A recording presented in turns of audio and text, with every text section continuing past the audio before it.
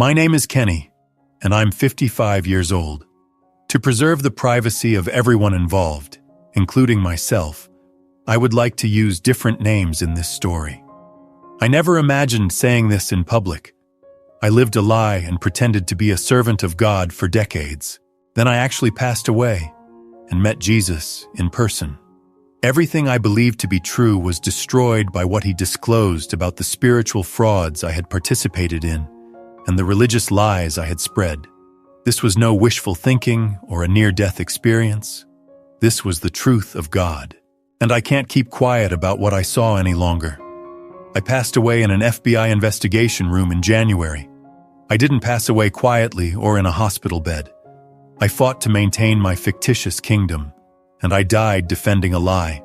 However, it was founded on false promises, embezzled funds, and my personal desire for power. But perhaps I should go back a bit. 5 years ago, if you saw me, you would have seen the epitome of success.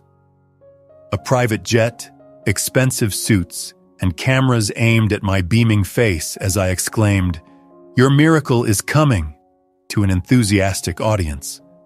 I told those who waved white cloths that they were blessed. They believed that God would multiply the seed offerings they sent in, which included $100 and $1,000. And me? It was me who multiplied. My bank accounts are being multiplied. My vehicles, my houses, my falsehoods. I wasn't always that way. I was extremely poor growing up in a small Arkansas town. When I was 9 years old, my father left. To make ends meet, my mom worked 2 jobs. The only place that felt stable was church. I recall listening to the preacher discuss heaven and hope while seated in the back pew.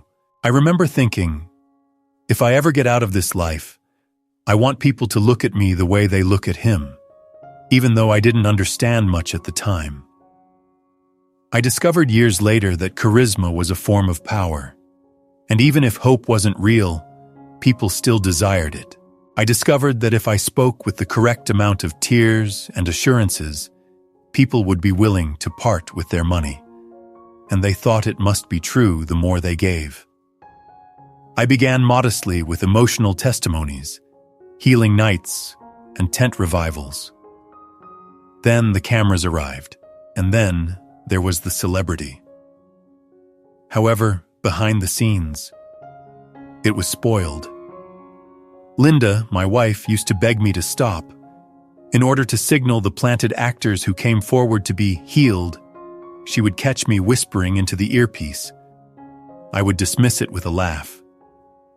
She didn't. We were always fighting. I have cheated on her more times than I can remember. I just wanted attention at first. Later, control was the issue. I told myself I was worthy, that I was anointed by God. I used that lie as a shield. Linda moved out 3 years ago. She moved to Colorado with our 2 children, Jessica and Noah. Since then, I haven't seen them. Jessica was 17 at the time. She shared her mother's backbone and my acerbic tongue. "You're not who you pretend to be," she would say, meeting my eyes directly. I detested that, since she was correct. Noah was more reserved, sensitive. He once had faith in me, used to listen to my sermons and applaud when the audience did. He completely stopped attending church after the divorce. Informed Linda that he no longer believed in God. I would never admit how much that destroyed me. I blamed her and drank bourbon instead of fixing it. I would take 2 or 3 painkillers every night, claimed it was for my back. It wasn't. It was for slumber, to forget, to avoid feeling spectral in my own home. Do you know what it's like to be surrounded by people but feel totally alone? I was that person. I could no longer hear the cheers from the crowd. I kept my phone on silent even though it rang with interviews and deals. The same stranger appeared in every mirror in my home. Perhaps you are familiar with the experience of creating an outwardly pleasing life that is actually meaningless. Perhaps despite things that ought to have broken you, you have managed to smile. Perhaps, like me, you have concealed your success out of fear of being unloved or ordinary. The question, would people still love me if they truly knew me, is one that I believe everyone has experienced. I didn't want to know. So I continued the show. Until the last day of the show, it began like any other Thursday. Coffee, headlines for the news. I received a voicemail from one of the board members informing me that the FBI was investigating our accounts. I dismissed it. I had previously evaded investigations. However, I noticed a change when I entered that field office. It was chilly in the room. No windows. 2 agents. Just one folder. They unlocked it. There were emails, pictures, and bank records inside. Everything. They were aware. They were aware that we paid off healing teams, the fraudulent nonprofits, the Cayman Islands mansion. I described the $2.3 million home to donors as a pastoral retreat center. Kenny, you've built your whole life on lies, one agent said, glancing at me. I made an effort to defend myself. Persecution is what this is. I am a man of God, I yelled. However, I no longer believed it myself. My chest constricted. My head was hammering. Then things took a turn for the worse. My body began to heat up, as if something had broken. I grasped my head. Everything became hazy. The agent's voice became hushed. Then it got dark. Quiet. No more cameras. The lights are out. There are no more falsehoods to conceal. Before we continue, though, I would like to apologize to anyone who has ever trusted someone like me, donated money in the hopes of a miracle, or prayed for healing and felt ignored. Now I see you, and I hope that my story will show you that God was never the issue. Yes, I was. I'll soon tell you what transpired next. I simply want to thank you for listening, though, for the time being. Because I'm not performing for the first time in my life. I'm just being honest. The moment I died wasn't like in the movies. There was no dramatic music, no slow fade to black. 1 second, I was yelling at the FBI agents, my head pounding so hard I could barely see. The next second, silence. But I was still there. It's hard to explain. My body collapsed in the chair. I saw it slump forward, like a puppet with its strings cut. The agents jumped up, calling for medics. But I wasn't inside that body anymore. I was floating above it, watching everything from the ceiling corner. I should have panicked, but I didn't. At first, I was just confused, like waking up in a place you don't remember falling asleep. I looked down at myself, at the lifeless body in the chair. My skin was pale, eyes wide open but empty. That was me, but it wasn't me anymore. And then the fear hit. Where am I? What is happening? Am I dead? I tried to move, but I didn't have a body. I didn't even have legs or arms, just awareness. A floating mind, maybe. I felt exposed, like all the masks I used to wear were gone and I couldn't hide anymore. But right as that fear started growing, something changed. The air, or whatever it was around me, began to shift. There was a softness, like warm wind moving through me. A light began to fill the room. Not blinding, not harsh, just warm and alive, and I felt it. Peace. Not the kind you fake in front of a crowd. Not the kind you buy with a drink or a pill. Real peace. Deep, still, quiet. I'd been running my whole life, chasing money, power, attention, always busy, always loud. But this was stillness. And then I started to move. I wasn't flying like a bird. It was more like being gently pulled, like the way water carries you when you stop fighting it. The interrogation room faded, the fluorescent lights, the cold metal chairs, even the agents. They all dissolved like fog in sunlight. Now I was moving through something I don't have words for. A tunnel? Maybe, but not dark. It was more like traveling through a memory, through feelings, through light. Time didn't exist there. I remember colors I've never seen before, sounds that felt like music and language all at once. It wasn't like anything on earth, and yet somehow, it felt like home. Then I saw it, a small wooden chapel in the distance, simple, humble, like the ones I used to drive past on country roads as a boy. Wooden pews, soft light coming through plain glass windows, a cross at the front, not gold, not flashy, just wood, and standing in front of it was him, Jesus. He didn't have to introduce himself. I knew. Every part of me knew. He was dressed in plain robes. His hair was shoulder length, and his face, it wasn't what I expected. He wasn't glowing like a cartoon. He didn't float above the ground. He looked like a man, but his eyes, those eyes, looked right through me. Not in a scary way. Not like he was trying to judge me. It was like he already knew everything. Every lie. Every dollar I stole. Every person I hurt. Every time I mocked his name. I couldn't speak. My spirit just fell to the floor, if that makes any sense. And I wept. Not little tears. I mean wept. Ugly, full-body sobs. The kind that come from a place so deep, you didn't even know it was broken. And the crazy thing? He didn't move away, he stepped closer. I thought for sure he'd turn his back on me. That he'd say, "You're done. You used me. You fooled people in my name." But he didn't say that. He knelt down beside me. I didn't feel fire or punishment. I felt arms wrap around what I now was, this broken, exposed soul. I felt love, pure, steady, heavy with truth, but gentle like water smoothing out a sharp stone. And in that moment, I knew.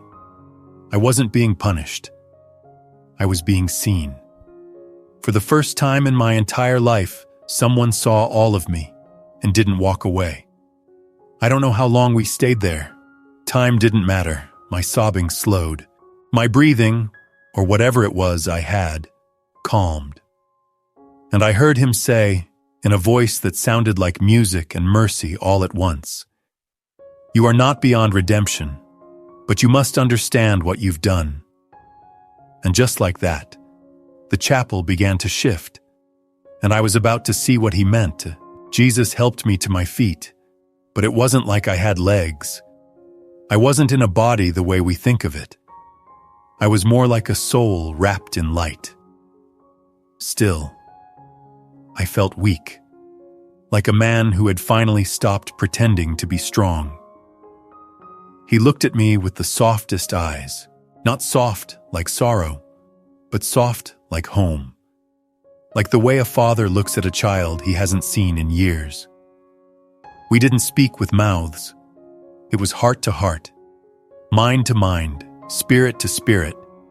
And he said, "Come, let me show you." We didn't walk. We moved. Together. Suddenly, we were standing outside my old ministry building. Not the cleaned-up version with lights and cameras, but something deeper. A spiritual view. Everything was stripped bare.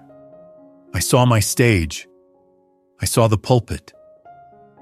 And then I saw the people. They weren't cheering. They weren't smiling. They were crying.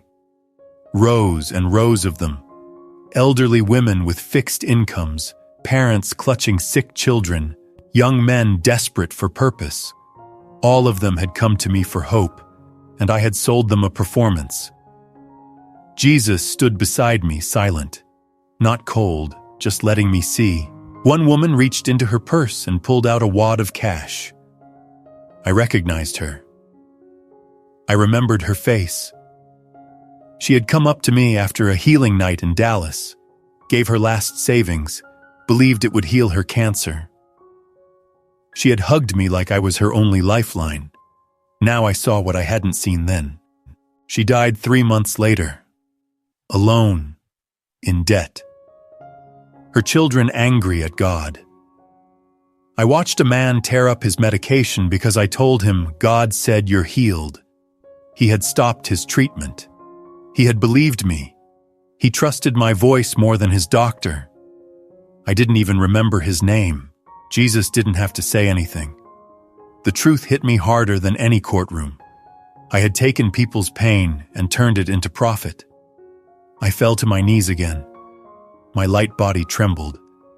Why did you let me do all this? I asked. Why didn't you stop me? He looked at me with such sorrow, not disappointment, grief.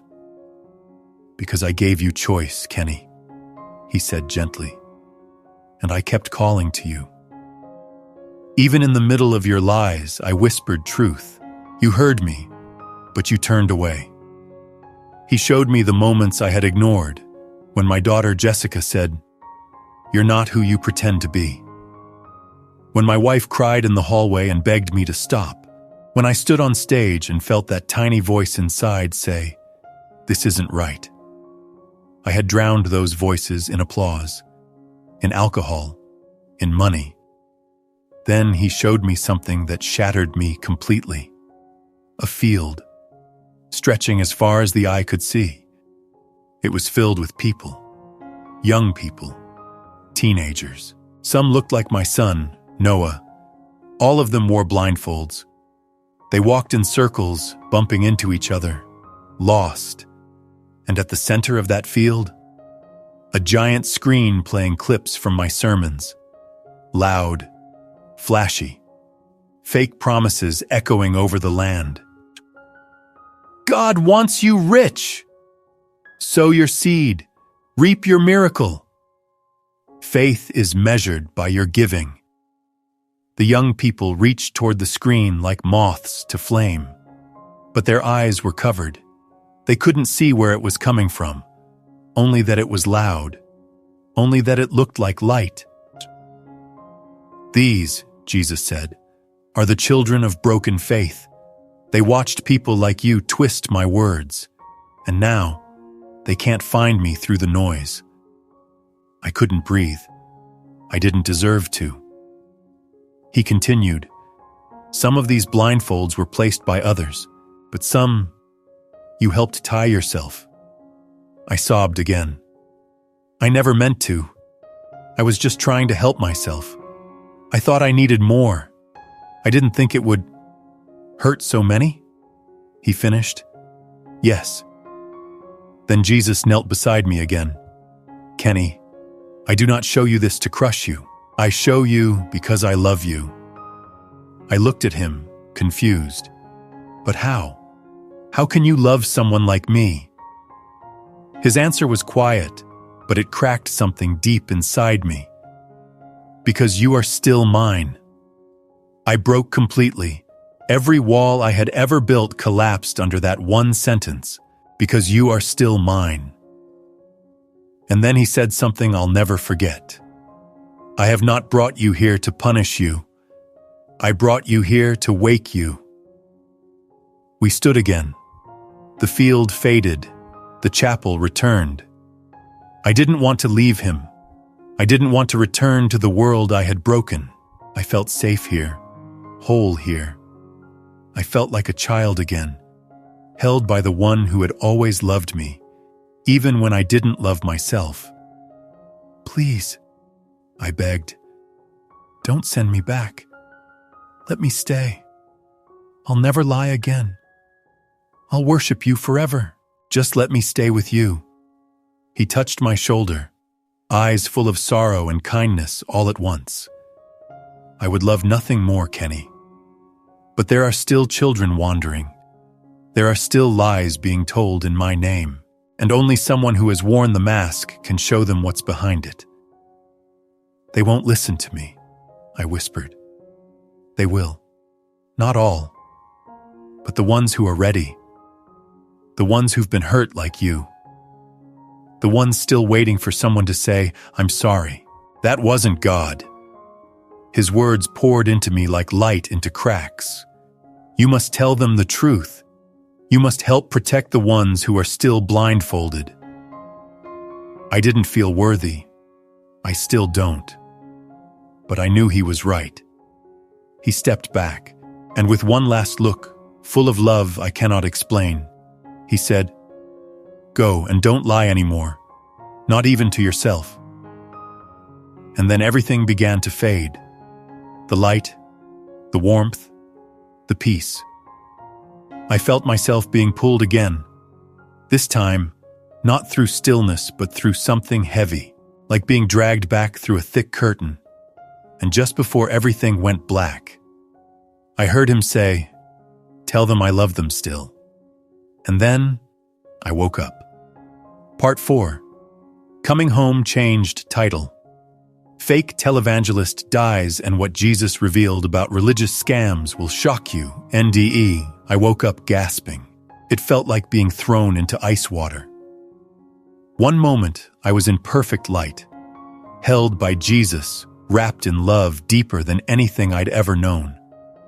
The next, I was choking on air, blinking under hospital lights, wires in my arms, alarms going off.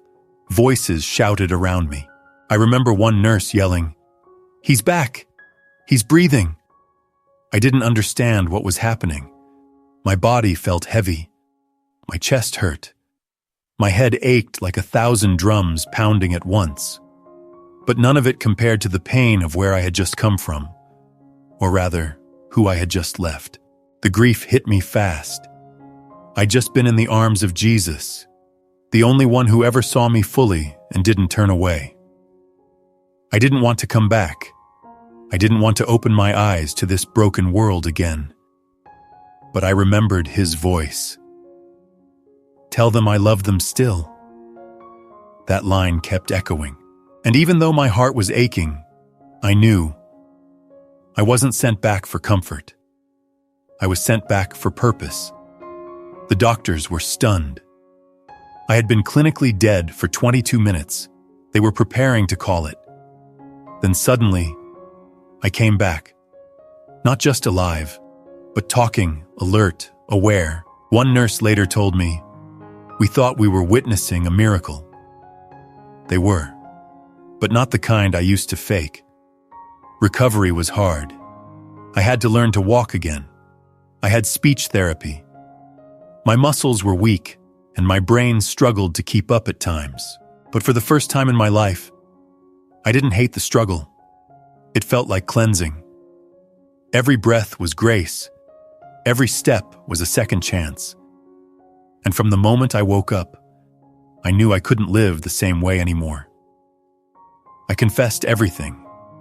To the doctors, to the agents, to the press. No more lies, no more PR spin, no more protecting my image.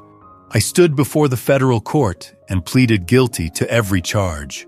Fraud, tax evasion, wire transfer crimes, religious exploitation. My lawyers advised against it, but I told them, I'd rather live in prison free than outside still in chains. They gave me a reduced sentence for full cooperation.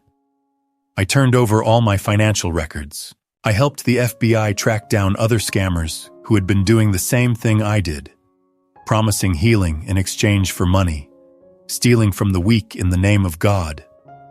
I sold everything: the mansion, the jet, the fake ministry buildings. Every cent I had went into a victim restitution fund. I wrote letters to the people I had hurt, not asking for forgiveness, just telling them the truth and letting them decide. But the biggest change wasn't legal. It was personal. When I came home from the hospital, I wrote a letter to Linda, my ex-wife. It took me 3 days to write because I kept breaking down. I told her everything: the lies, the pride, the moment I saw Jesus, the damage I had done. I didn't ask her to come back. I just wanted her to know that I finally saw what she'd been trying to say all those years. That I was sorry. Not just for cheating or yelling, but for being absent, for trading love for ego. She didn't reply for a while. Then one day, I got a message. I believe you saw him, and I believe people can change. That was the first message. A few weeks later, I got another. A photo of Noah holding a guitar, smiling. Then Jessica, now 20, standing at a church picnic with her arms crossed, but present. We're not fully restored, but we're healing. I don't preach anymore. Not on stages, not on TV, no suits, no donations. These days, I visit small churches, mostly ones that have been hurt by religious abuse. I talk about discernment, about how to spot manipulation, about how to hear God without needing someone to shout it at you with a mic and a fancy backdrop. I sit with elderly women who gave their life savings to men like me and weep with them. I tell them, God saw you, even if I didn't, even if they didn't. I talk to young adults who walked away from church because of men in shiny suits selling Jesus like a product. I tell them, that wasn't him. You were lied to, but he's still looking for you. My days are simple now. I live in a small one-bedroom apartment. I go to a local church with no lights, no cameras, just wooden pews, soft music, and a pastor who works part-time as a mechanic. I volunteer at a recovery center on weekends, sitting with people battling addiction. I know that fight. I know the silence of shame. I remind them that even the worst mistakes can be forgiven, and that worth doesn't come from image, but from being loved by God. I see life so differently now. Before, I thought success was measured by how many people cheered for you. Now I think it's measured by how many people feel safe around you. Before I thought God wanted me rich. Now I understand. He wanted me real. To anyone reading or listening who feels far from God, who's been hurt by church, who thinks faith is just a trick or a scam, I want you to know this. Jesus is not the lie. People like me were. The real Jesus? He's kind. He's honest. He doesn't need your money. He wants your heart. And even if you've been blinded by false teachers, he's still calling your name. If he could forgive me, after everything, I promise, he hasn't given up on you. Some days, I still miss that chapel, that peace, his eyes. But I know he's here too. In the way I answer the phone when Jessica finally calls. In the hug I give Noah when he visits. In the moments I choose silence over proving myself. In the tiny church where nobody knows my past, and I don't need them to. In the end, I didn't come back with a grand message. I came back with a simple one. God is real. His love is pure, and he wants you free. Tell the truth. Forgive when it's hard. And remember, no one is too far gone. Not even someone like me. And that is what I came back to say.